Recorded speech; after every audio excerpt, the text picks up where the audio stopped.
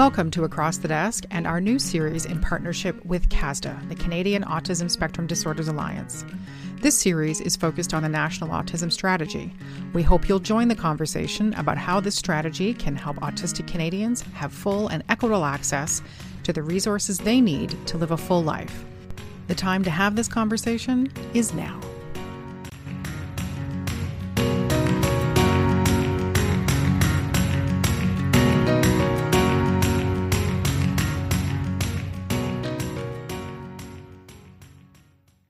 Hello, everybody, and welcome to Across the Desk. I'm your host, Elizabeth Plouffe, and I bring to you the Across the Desk podcast on a semi-often occasion.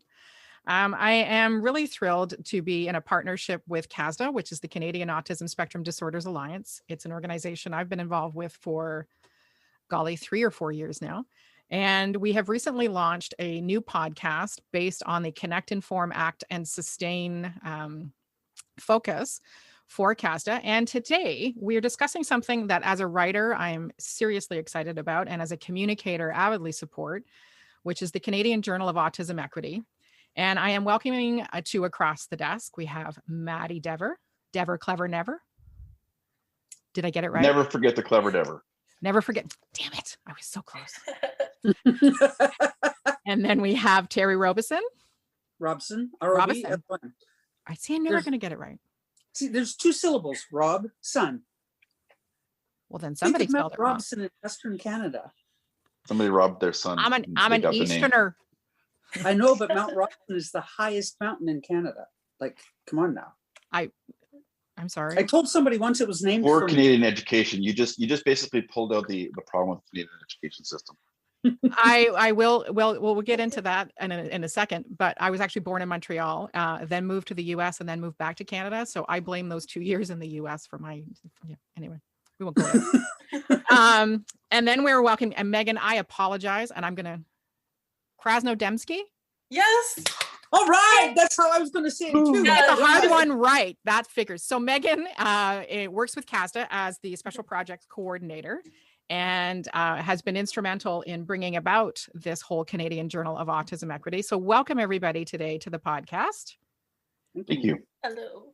And everybody remembered, we usually have a nodding situation, which we discussed shortly before we came on. So, because nodding on podcasts don't work, we have discovered.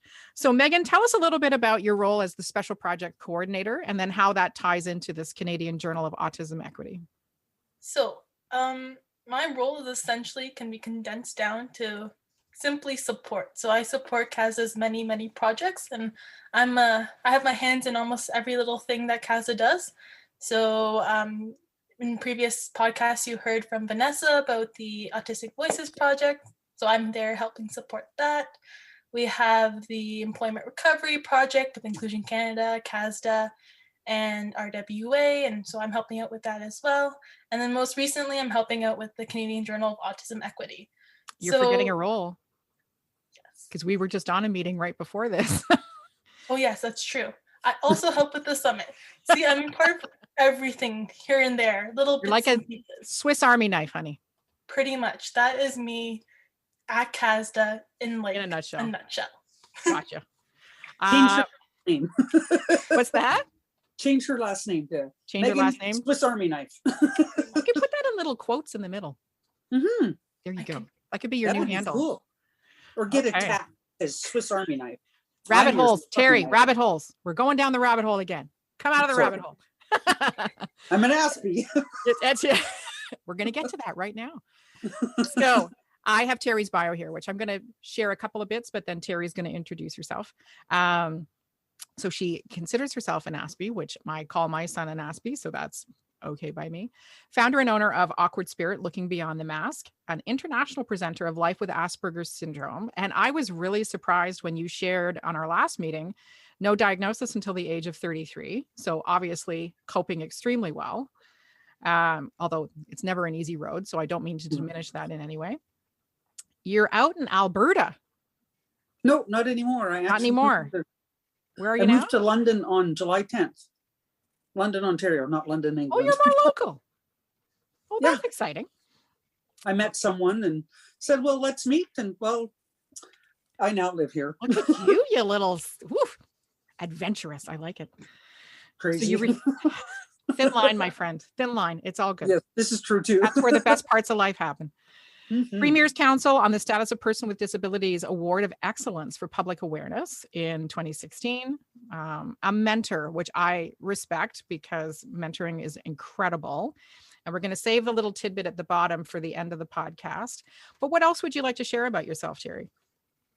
What else would I like to share? I love working with people with autism, and especially those who were previously diagnosed as being Asperger's syndrome. I'm one of those people who's, sorry, my voice is going weird today. It's okay. One of those people who still thinks Asperger's syndrome should be a different diagnosis, because to me, there's some really big differences. And I'm not going to hop on my soapbox right now because that could take a lot of time. Another podcast. Yeah, another podcast or two. But I like it's like when I was a teacher, when that light comes on and they finally make that connection that, you know, just because I'm different doesn't mean I'm wrong. Because my mother still goes, I mean, I just turned 59 and my mom goes, "What's wrong with you?" And I'm like, "Mother, there is nothing wrong with me. I just think differently." And a good example of this is my partner says to me yesterday, "You know, what school did you go to?"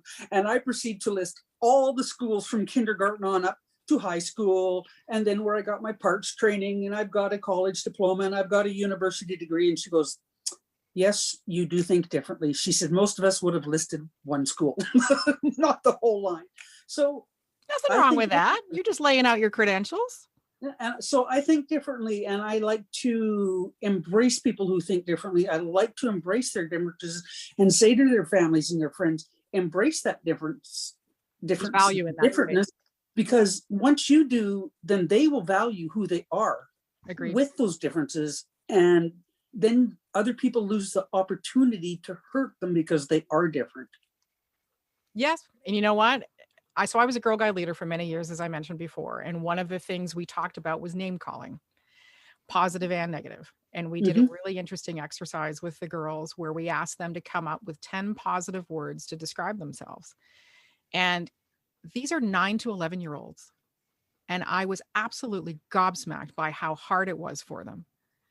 So we tabled the activity for that night. I went home and wrote huge posters of all kinds of positive words. And the next time they came and they were able to choose, then it was much easier.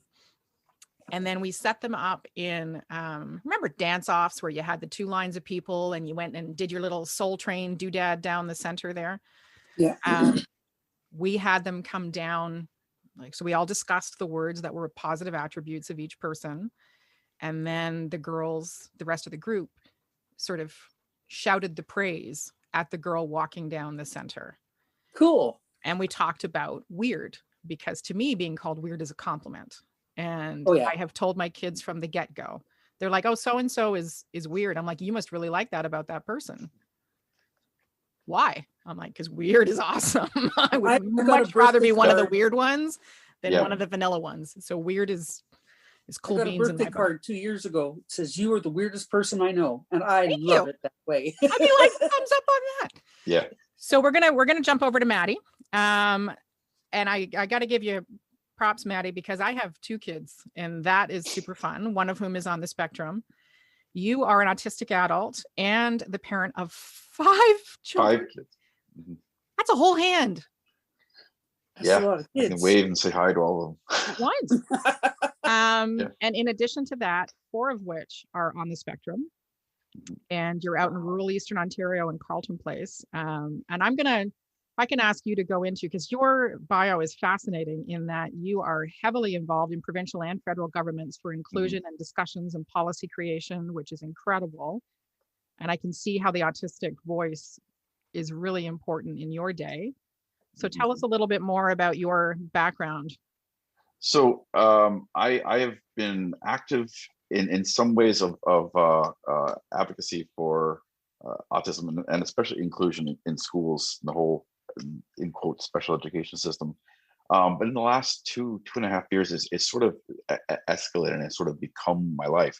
I have, I firmly believe that autistic individuals need to be able to be at the table to where policy decisions are made, that they need to be heard in their own voice.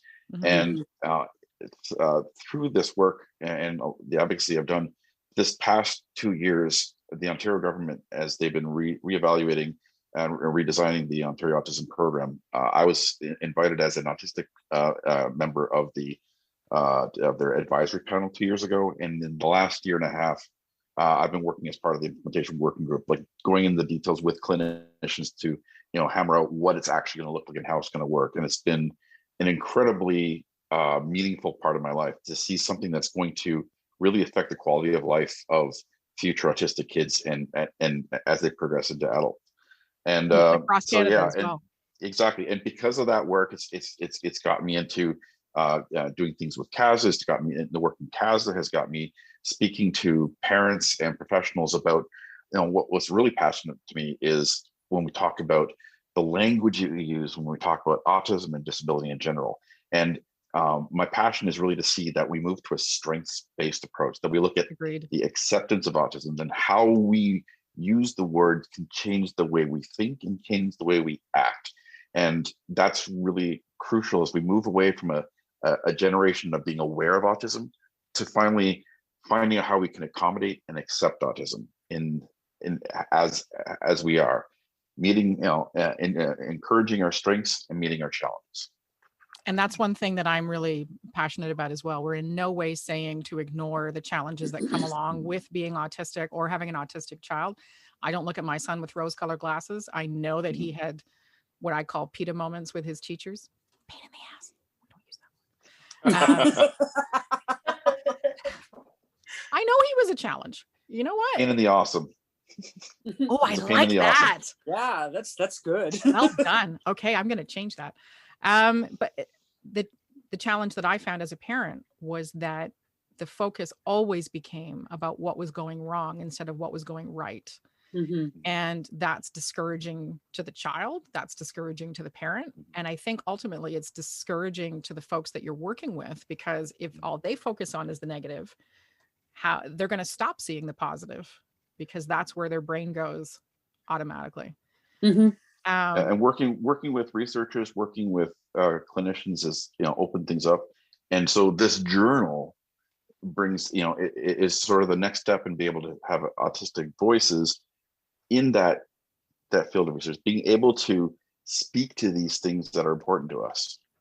And that's there's been a huge gap for a number of years, right? And one of the topics that came up was around tokenism. And in the past, I think a vast array of organizations have brought autistic adults to the table, but not necessarily to include their voice, but to say they were part of the conversation.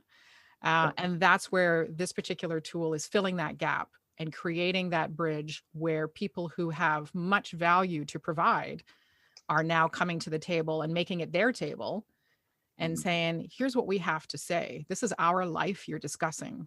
This is our way of functioning that you're discussing that you don't, how could you know?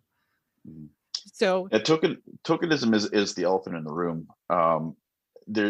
We as autistic self-advocates have been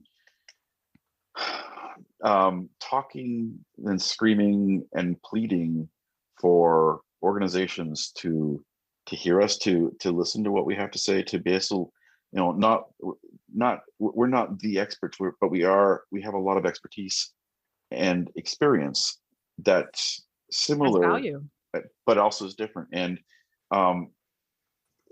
this what I really love about what CASDA has been doing over this last year and a half is they've really started listening. They've brought us into they've actively sought autistic self-advocates in so many of the parts of what they're doing, so many of the functions that they're doing.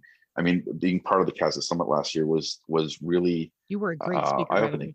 Oh, thank you. And so it allows us now to finally be able to try to start filling in these gaps, the gaps in research, the gaps of presence, and I'm going to use the word prestige. Being able to have some place where our thoughts and our research and our words and our voice is heard in a way that's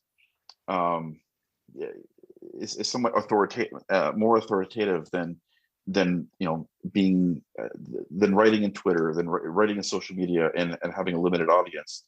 We're hoping that through this journal we have the ability to speak on policy issues and be heard by people that make policy decisions, and fill that gap in both content as well as access. Mm-hmm. So Megan, can we jump back a little bit? So I'm going to circle back to that for a second, but you've brought up a really important point, Maddy. So what was the genesis for the Canadian Journal of Autism Equity? Yeah, so I think it was in fall or late summer in 2020, following everything that was going on with the pandemic. Don't say the P word. Sorry. Too late. Too late. So COVID-19. There you go. I don't think that's any better. But anyways, following everything. Our current circumstances. Our current circumstances. There you exactly. Go. Our current circumstances. And everything, including the Black Lives Matter movement and everything that was going on, there was a massive equity focus within mainstream discourse, but just in general. And I think what CASDA did was we really jumped on that opportunity to look at what we were doing ourselves and essentially apply an equity mirror and look at how we ourselves could improve, how we could make it so that autistic voices were at the table and were present throughout the whole entire process. So I think fall, we first organized our equity committee, and that equity committee decided, let's write a paper about equity in the autism community and advocacy. Just simply writing down what we were talking about in our committee discussions, right? Mm-hmm. Became really, really clear very quickly that one paper not going to be enough. And we thought, okay, let's do a series 10 pieces written by multiple people with multiple perspective. And then we realized, yeah, that's not going to work either. That's once again not enough. Exactly. So we finally fell on creating a journal, and that's kind of how the Canadian Journal of Autism Equity came to be. And we really started working on that in November of 2020. Mm-hmm. And since then, not that long ago. Yeah. And since then it's kind of blossomed, and now we have Terri and Maddy on our editorial board, and it's amazing. And just to be really clear, a point that was made during some of our preliminary discussions was that there are conversations that are already happening. There are organizations. There's an autistic-led group out of Nova Scotia who are doing an excellent magazine that exactly. It's Autistics Allowed. Thank you. I was going to say that, and then I thought I had it wrong, and I was trying to be really careful there. But had the opportunity to meet the author and the organizer at the last CASDA Summit. It's phenomenal what she's doing. Yeah. They're doing amazing work. And also with Autism Zone and out of University of Victoria, actually their manager, Dr. Joseph Shepard, is actually on our editorial board as well. So it's amazing to bring a multitude of perspectives and really have a kind of cross Canada representation. Absolutely. And it's just, this is another tool. This is another avenue. This is another opportunity. It's not replacing or supplanting anything. It's adding to it. And I think the more avenues that we provide to have that conversation, the better the conversation becomes.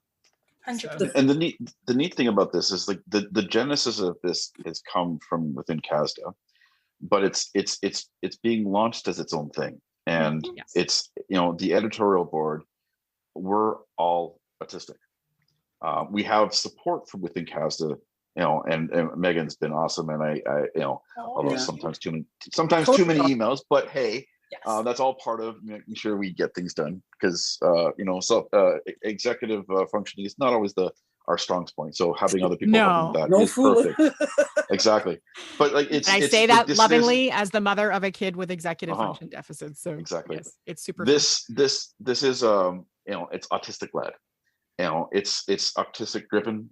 It's autistic voices, and it's for the wider population, but it's a real place for our own voice to be heard, to be magnified. And the CASDA has been an incredible place to sort of launch these ideas that take on their own thing. But it's we have that editorial.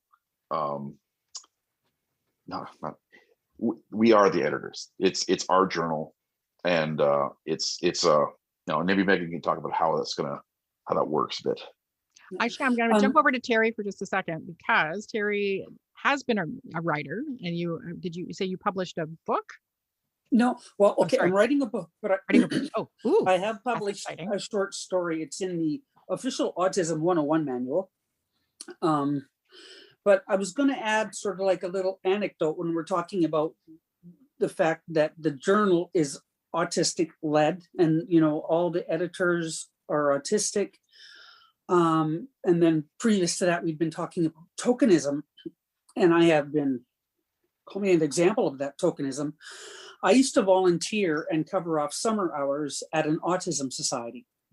And when it came time to hire somebody to do exactly what I did as a volunteer, they went outside me, totally around me, and hired somebody's family member who had nothing to do. And I'm like, excuse me, if I am good enough to come in here and get paid, because I would volunteer extra hours, but then they'd pay me to cover off holiday hours. If I'm good enough to do this and represent you and go and talk about you when I do my presentations, yet you don't think I have the skills to do this on a full-time basis. Mm-hmm. And then I look at some of the autism boards that I've been involved with, and they have one member on a board of 10 who is autistic. And I'm like, excuse me, we have something wrong with this picture here. Yeah, I'm not saying I should be that board member, but we need to have a couple more who are representative of the community you want to help. And maybe your kid is autistic, but that doesn't mean you know what it's like to live this. Totally I am an expert on me and my autism, my Asperger's syndrome. You can't tell me what it's like because you haven't even lived a moment in my shoes. Agreed. You may have lived with your son, with your daughter, but you haven't lived in our shoes. So totally. You can't be an expert at it. I have a not-for-profit called Socially ASD, and we're focused on connecting folks on the spectrum to social opportunities, both through online initially and then scheduled meetups face-to-face. Mm-hmm. And when we began the idea, our main goal was to make sure that 50% of our board was from the autism community, which is what we've met that goal. There's actually more people on the spectrum on our board than there are neurotypicals. And that was extremely intentional. And we are Megans. So our function is to be the executive function gap people. That's all we're there for. Pull us out of the rabbit holes. Yeah. You go down that rabbit hole, mister, and I swear you're trying. He's trying to do the rabbit hole. We're all trying to. I'm just declaring that the rabbit hole exists, and we need to acknowledge the rabbit hole does exist. The rabbit in the room as well as the elephant. Yeah. Valid. Well, they're buddies, didn't you know? They are, and they come out to play quite frequently. I have something called ADOS, which is attention deficit. Oh, shiny. Oh, shiny. That would be. I have a friend who has that too. Their whole family has it. So when it comes down to considering the audience for the Canadian Journal, I told you I get that wrong. Canadian Journal for Autism Equity. What are some of the key goals you're hoping to accomplish with this platform? So I think the main goal of the journal is to really get these experiences, these voices, and I say voices not to exclude nonverbal voices, but voices to include a multitude of modality of communications, just to preface. But yeah, so it's essentially to get these voices, these experiences right to decision makers' hands. So unlike other journals, such as Autism Zone, we're really focused in specifically on policy within equity. So as a result, our audience and our focus is really driving these voices, these experiences, these stories to decision makers' front door. And we're kind of doing that with creating an equity toolkit, kind of based on the submissions from the journal. So it's kind of two-part this project, I guess you can say. We have the journal and then we have the equity toolkits, and they go hand in hand. And so there's that engagement with autistic voices, but at the same time, there's engagement with the broader Canadian society in hopes of creating change, in hopes of recognizing there is problems in our society. We need to address these. And here are some things that are not necessarily best practices, but these are things that have worked for others, you know? And it's really bringing and specifically from people who have had to deal with it firsthand, right? I mean, to Terri's point, as a parent, my experience is far different, and my perception of the experience is far different than my son's. Absolutely a valid point. And I'm hoping the toolkit can be a blueprint for other organizations on how to seek these autistic voices, how to bring them to the table, how to meaningfully include them in in what they're doing and how they're doing it. And the more this becomes normalized, the more we look at the equity of inclusion and how we accommodate and how we bring people to the table.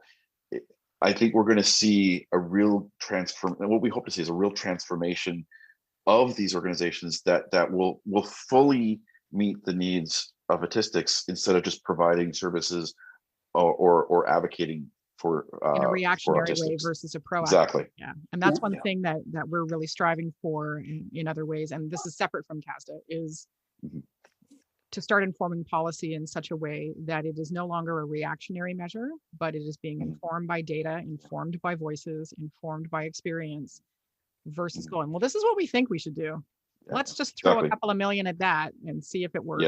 And makes me we the rabbit hole. We need to, to give you a metaphor, we need to build the ramp to the stage so that we can get to the table that's on the stage. That's excellent. That's a great metaphor. Well done. One of the people I used to work with, and in a way, this is a really good way she used to look at things, but in another way, it wasn't so good.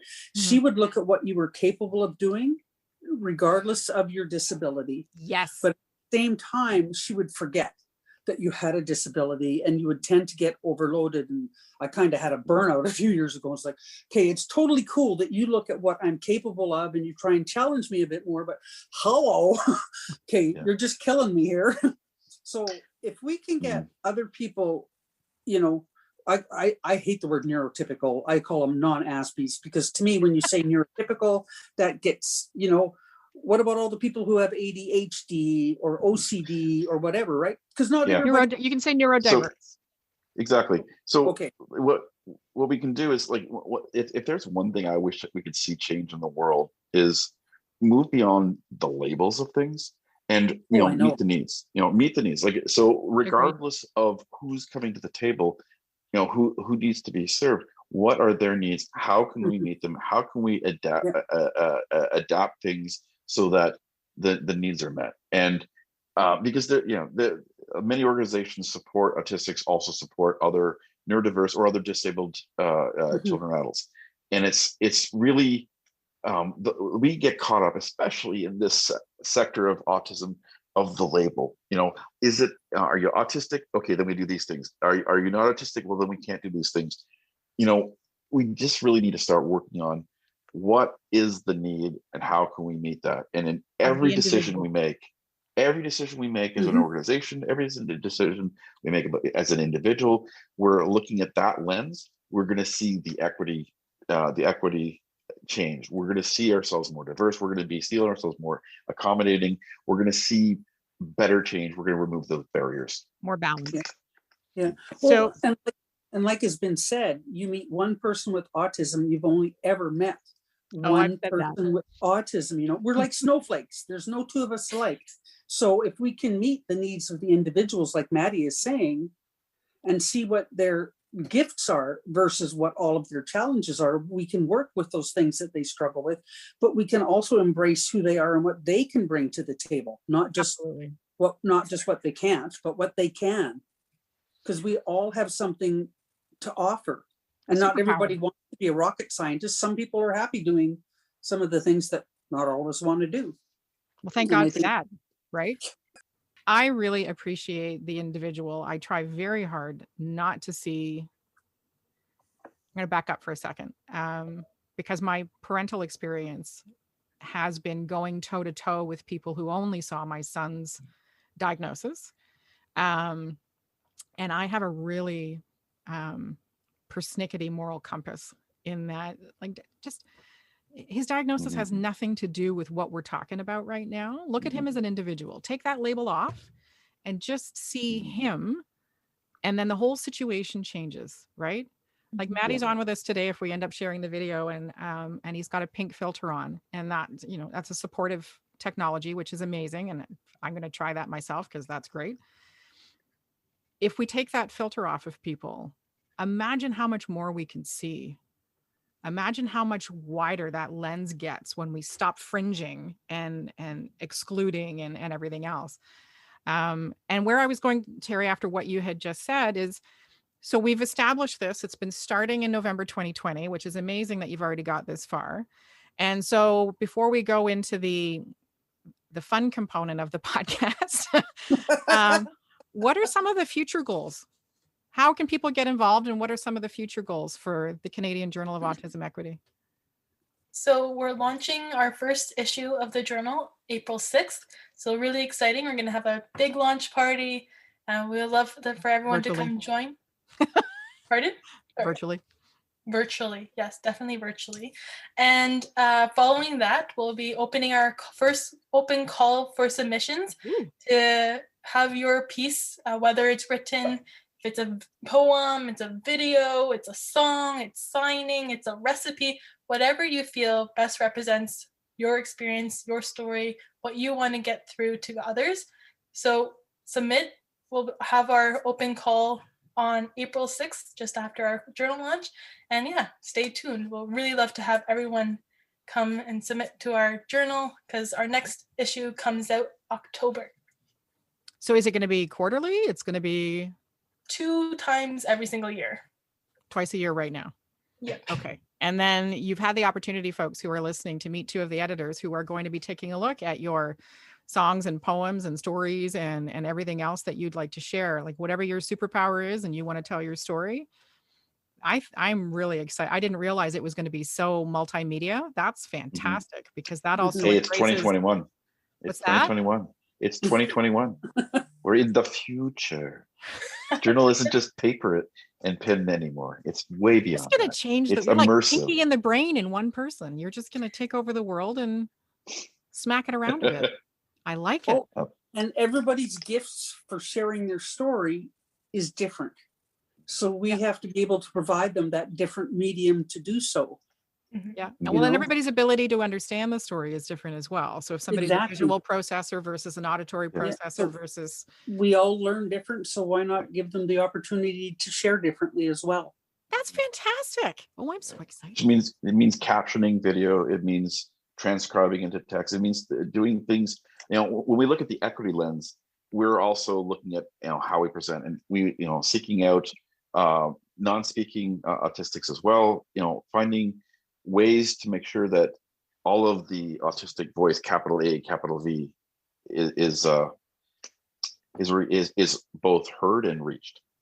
Yeah. And part of that is breaking down the barriers to getting that autistic voice heard, right? And this is one aspect that we're trying to implement in order to build that framework of how do we equitably engage with people? How do we equitably engage with voices? And it's probably Zoom meeting 642 for you, so that's okay. I think everybody's got the whole Zoomy burnout situation. I did that a couple of minutes ago. It's all good. We took a left turn off the rabbit hole. Well, have you ever watched Bugs Bunny and he does the whole thing and ends up in Mexico? The left at Albuquerque, and I use that in my presentations, and I can always tell the age of the people at my presentations, because those who are old enough get the whole left at Albuquerque, and the rest of them are looking at me like, you got 3 heads, lady? Like, what are you talking about? See, they need some Looney Tunes in their life. That's so to wrap from your lips. Okay, so here's we're getting into the fun part of the podcast without even intentionally doing that. So what we ask for each CASDA podcast is for people to share something that might be slightly unexpected about themselves. And one of the reasons we started this is because when you work for an organization, there can be a misconception that it's a vanilla mindset. And that's not the case at CASDA at all. Like every time I do this, I am shocked in a very nice way about what people share. So we've had, and I think I've shared before, we had Vanessa who shared that she's fished for piranha in the Amazon. Cool. Right. Jonathan Lai, who's the director of operations, is a cat whisperer. Stephanie Cote is a double black belt in some kind of martial art that makes me not want to make her angry. Because I'm like, okay. We just had Courtney Weaver on, and she's a punster, which is super fun. So speaking of punsters, cool. Mr. Maddy. Yes, there's another thing I indubitably need to tell you, but I can do so many voices. Yeah, I can do Grover as well. Yoda. Many of them. Yoda. And this is Kermit the Frog coming to you live from Sesame Street or the CASDA podcast. Animal. Oh, he's my favorite. Now you just him and Gonzo. So Maddy can also do a cheek orchestra, and now he's on mute or something happened there, but you went away. Oh, I'm here. There you go. You're back. So he can do a cheek orchestra, which is very cool. Sort of like Bobby McFerrin without the full body. And Terri, I love this because I love wood art. So she carves gnome homes. I love gnome homes. I love this. And spirit faces from Eastern cottonwood bark.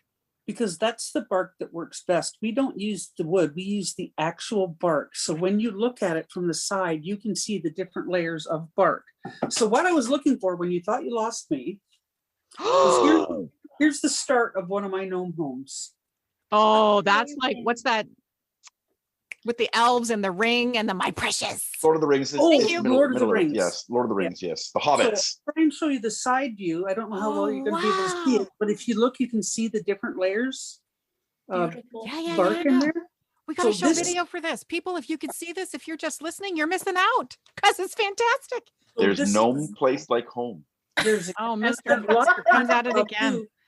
When I've done them is I'll write little stories for them. And this is a spirit face that I've started carving as well. Oh, very cool. And it presents itself in the wood to you. Yes. So you're basically letting the spirits talk to you. Reveal it. And I know sometimes I'll have a rough time and I'll put the wood to my head and I'll go, please talk to me. I don't know what you need. Oh, okay. I need to see one of those done with a Captain Picard expression. That would be perfect. Facepalm. Facepalm, yeah. I watched a very interesting. Well, and I've also done a swordfish. So the swordfish is called a carving in the round. Terri, you're just a little master of all kinds of things. Megan, your superpower seems to be along a musical spectrum. Yes. If I could pull that. Did you see? Yes, good word choice. Thank you. Yes, you strung it together. It's well noted. Taking me down. So you go from Stravinsky to Metallica. Pretty much. My playlist is very confusing. People will take my earbud off, and one moment it's blasting screamo music, and then the next moment it's blasting the cello or something like that. Have you listened to Yo-Yo Ma and Bobby McFerrin? Bobby McFerrin? Yeah. Yes. Mm-hmm. Yes. I'm making happy faces because I listen to Gregorian chants, which isn't that phenomenal? I love Gregorian chants. And to know that all music is based on Gregorian chant, even that screaming metal stuff that you like. I can't do that. I can honestly say I don't, but all of that comes from the church liturgy, which is Gregorian chant. See, I'm listening to the foundations, baby. That's what I'm saying. Which ties into my surprising fact, which I normally share that I'm a Marvel freak, but I used to do event security. So we did big concert event security. So I got to tackle people and woohoo! You go, protect. Girl. I know, right? And I stand at 5'3", so it was kind of a funny situation. But that's another story. She takes them out knees. That's an off-camera conversation. But my husband and I actually did it together. It was one of the first things that so he was in the pit because he was rather a large gentleman. He used to be a competitive bodybuilder, so they would put him in the pit. But one of the reasons we wrap up this way is to bring attention to the fact that CASDA is trying extremely hard to bring very diverse voices, very diverse interests, and very diverse people to the table in recognition of the fact that that's what makes things successful. That when you are in a situation where you are trying to change the world, you cannot have people who are in agreement all the time. You cannot have people who are all liking death metal, and, you know, or all not liking puns or all avoiding the rabbit hole. You need people who are accepting and understanding and interesting and willing to participate in conversations that involve editing and rabbit holes and Iron Man and everything else. So we invite you, please, to the table to join us, and to let your voice be heard. April 6th is when that process really starts for the Canadian Journal of Autism Equity. However, CASDA is always open to hearing from folks across Canada about their life as an autistic individual, their challenges as a caregiver, their challenges as an autistic individual, how they like to get involved, how they like to be heard. You can visit CASDA.ca to learn more about the variety of projects, as Megan mentioned, that are going on. And there's a lot of change happening. And the genesis for this was 11 years ago. Senator Jim Munson said, pay now or pay later. And as a parent, I'm here to tell you that that is an extremely true statement. And anytime I can help the conversation happen where the payment is less and the payout is more, I'm there. So Yeah. Thank you so much. Go ahead, We Maddy. need more people who think like yeah. you. Oh, that's a scary statement. I think now, you know, the statement would be listen now or pay later. Because 100%. If you don't listen to these voices now, as we describe our experiences, your children, you know, we're providing that level of understanding of our own experiences so that your children's experiences can be better. Absolutely. 100% agree. And when you were talking about, you know, not everybody can be alike or do puns or whatever, I think in order to reach a consensus, we have to disagree. 100%. I'm a firm believer in the power of disagreement, because that's where the wisdom happens. That's where the magic happens. Yep. And that's where the understanding is gained. Yeah. Respectful. That's where we go. Megan hasn't taken us down any. Come on, Megan. You have to have a turn to take us down the rabbit hole. Megan's like, nope, not officially doing that. A reputation, a really bad reputation. Once I say if I ever say we have a certain amount of minutes left, it never happens. Yes. I'm not going to say it because I'm not going to jinx us. Okay. I'm trying to be good. Try as you might. That doesn't always happen when a conversation is going well. So if you have questions, you're more than welcome to place them in the comments. You can contact info@casda.ca, and a live person monitors that email, so somebody will get back to you. If you have questions about the Canadian Journal of Autism and Equity, did I say that right? No. Yes, no. Almost. No. The Canadian Journal of Autism and Equity. He said there's no and. No and. No and. If you have questions or are interested in getting involved, you can use the same email for some preliminary conversations. So Megan, Maddy, Terri, thank you so much for joining me today. And I am so excited to see what happens with this journal and the wide variety of multimedia approaches that are happening. Everybody's going to stay on for a couple of minutes, but we're going to say goodbye to the rest of the crew that have come to join us today. So thank you very much, everybody, for connecting with us today and listening. Everybody say goodbye. Bye now. Thank you very much. Bye. Thanks.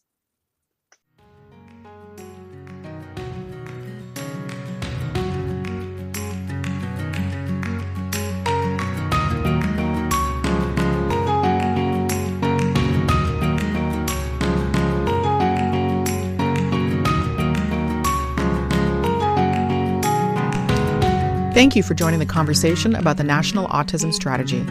CASDA is a comprehensive network of autistic Canadians and autism-focused organizations. Our members are united by the shared vision that a national autism strategy will create improvements in the lives of autistic people for generations to come. Please visit CASDA.ca to learn more and keep the conversation going.